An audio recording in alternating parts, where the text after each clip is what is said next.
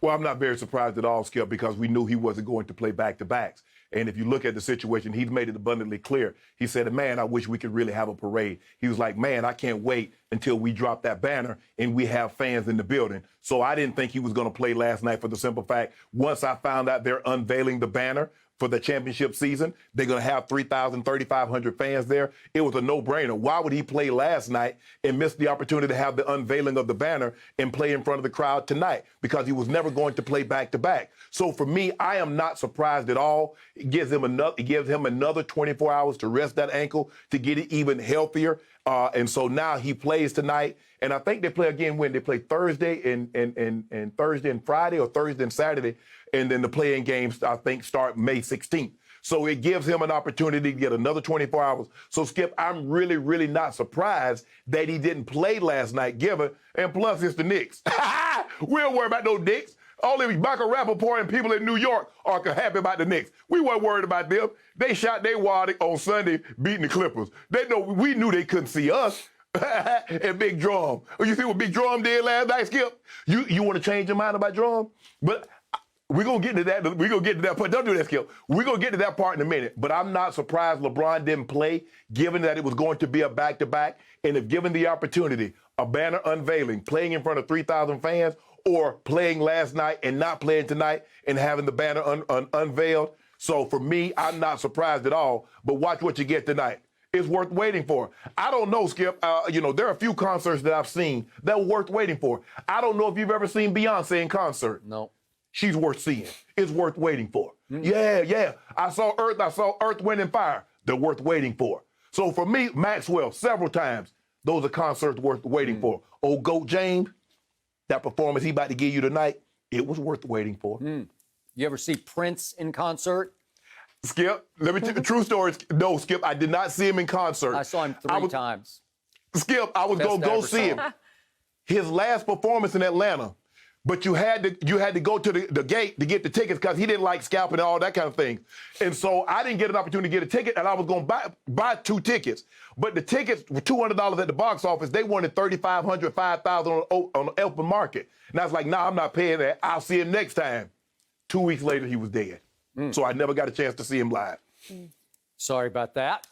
I did see Michael Jackson live, and it was all-time great, but it wasn't quite as great as the greatest Prince. I'm just a bigger Prince fan than Michael Jackson. Now back to the topic at hand.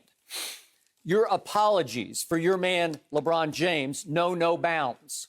So now you're saying it was okay for him not to play against the Knicks because he wants to be there in the starting lineup when they raise the banner before maybe 3,000 people tonight. That is correct. They have had some fans in the stands before, so it will be the first time they have fans in the stands. But the point is, I tweeted this last week. I said, no way does LeBron James want to try a second comeback this year against the Knicks on a Tuesday night at Staples because the Knicks played knockdown, drag-out defense. I'm still skeptical of their offense, but under Coach Thibodeau, they will bump you, they will grind you, they will play a little bit of football with you, and they did that to the Lakers last night. But in the end, the Knicks turned back into the same old Knicks on offense, and I'll get to that in just a moment. But don't tell me that LeBron said, and again, LeBron's nobody's fool. He's got the highest IQ in basketball. And he said, I don't think I want to subject myself to the Knicks after I got embarrassed by trying to come back against Sacramento, missed the last second shot, and then against Toronto also at home. So he's saying, you know what? The wise move, the shrewdest move would be to wait for Houston.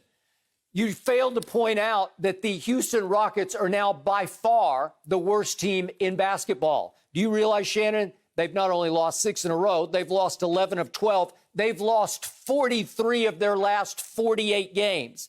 There's no more John Wall this year. There's no Eric Gordon. There's no Avery Bradley. There's no Christian Wood.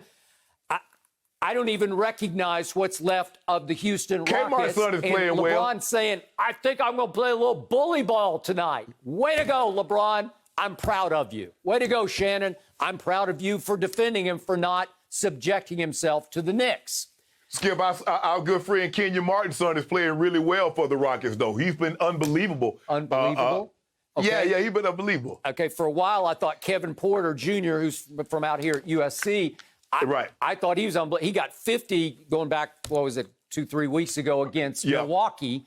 And now he's been out for a while, and they said he might try to play. Maybe he'll try to play because it's back in his stomping grounds. He's from Seattle, but played at USC. But seriously, is this a threat? Are you proud of LeBron for waiting to come back against the Houston Rockets, who are 3.5 games worse than the Detroit Pistons? The Rockets are 16-53. 16-53. I don't care if he was coming back against the Washington Generals. I just want LeBron James to be healthy. And guess what, Skip? Now let's switch over. That game last night, did you see that? Now Caruso goes out. There's no shooter. There's no Bron. Caruso goes out early. We really don't have another playmaker, a guy that can make plays for himself and get other guys involved. And so they turn it over. Bogue says, look here, I'm going to turn the ball over to a 20-year-old guy. Now you see why.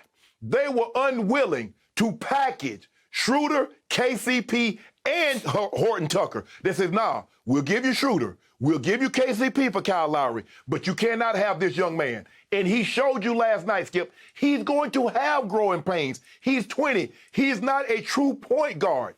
He needs to have the ball. He can create for himself. He can create for others, but he's going to have to learn, Skip, on a bounce pass in the lane, I can't throw it that low because that's Andre Drummond. He's 6'10 and a half, almost 300 pounds. He's not as nimble as some of the other guys. Why would you try a half-court pass to Ben McLemore like that's AD or LeBron up under the basket? He'll learn from those things. But if you know, in the overtime, 8 of their 10 points, he got them. 2 threes. And you know, with that first three, it came on a what? An offensive rebound by Big Drum. I told you Drum would be just fine.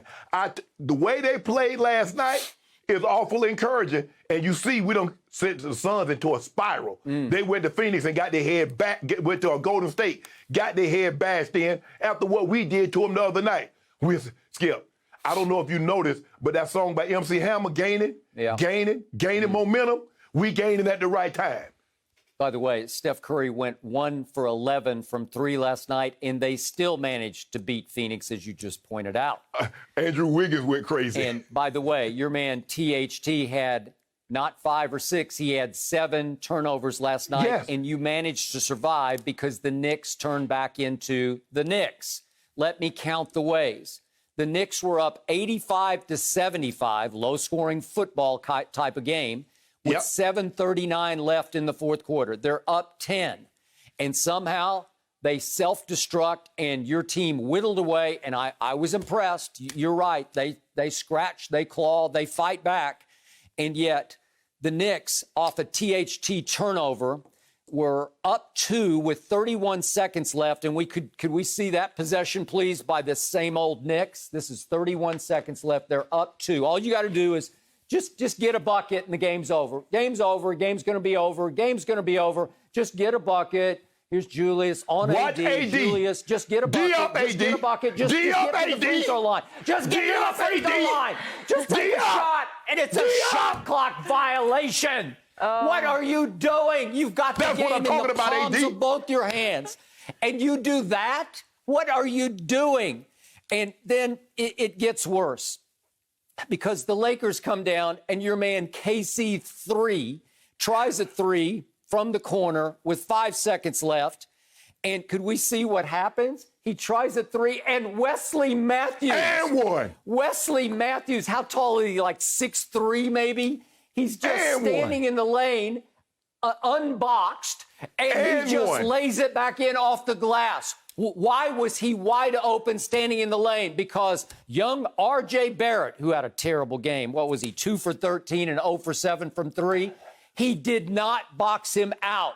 He will hear about that in today's film session from Coach Thibodeau. You have to box out, what is that, like 6'9" versus 6'3"? You got to box him out. You let a little man stand in the lane and put it back to tie the game? Are you kidding me? I was dumbfounded by that. And by the way, that leads to the overtime. And could we see what happened with 38 seconds left in overtime?